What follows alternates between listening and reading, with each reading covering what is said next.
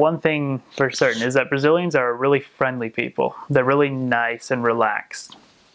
I don't really remember too many that were overly mean, but most people were really friendly. Uh, if it's those people that I've met who were from Brazil, like my mission companions or just people we would speak to, they would, when they invited us in, they were usually really friendly. They'd offer like some sort of snack or something. It's like or at least a cup of water. When when people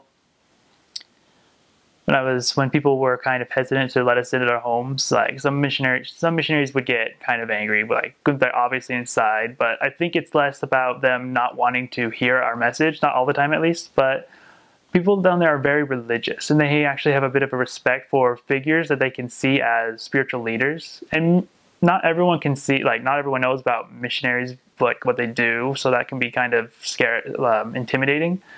But I've heard this an interesting way of looking at it. They're not rejecting us because they don't want to hear our message, but they're rejecting us because they're not interested in hearing it, but they don't want to just come up and tell you go away, because they don't want to be disrespectful of you.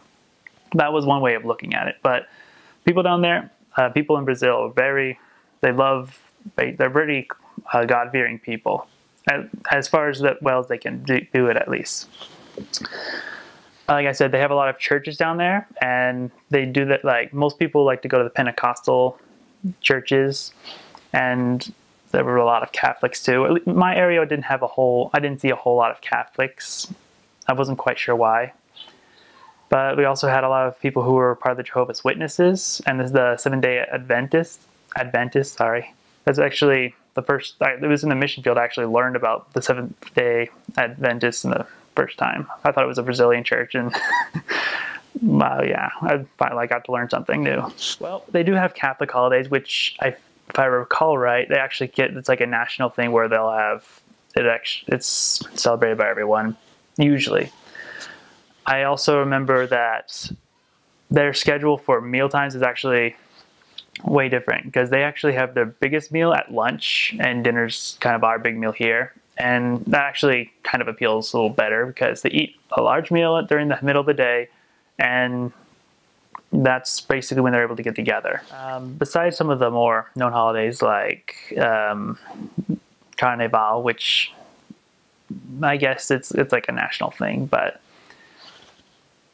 I can't yes, sorry. There is the Brazil's Independence Day. That was a pretty big thing in my mission too. We'd have people that would go to Vittoria actually to celebrate.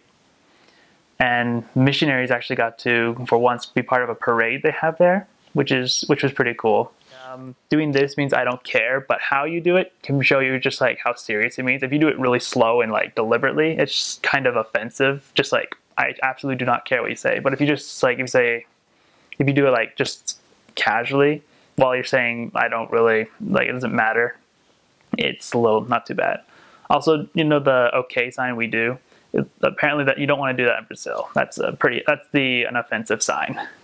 I remember going to basically it was like a monastery on the hill nearby Vittoria. Actually, it's like right across the river.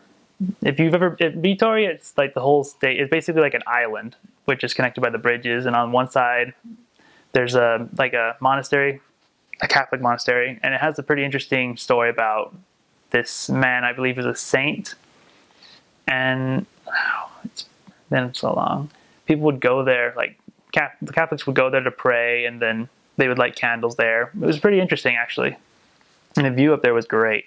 They have a huge mass inside, which I didn't really get to go to, but if you click to climb around the mountain, we saw monkeys too. That was kind of different.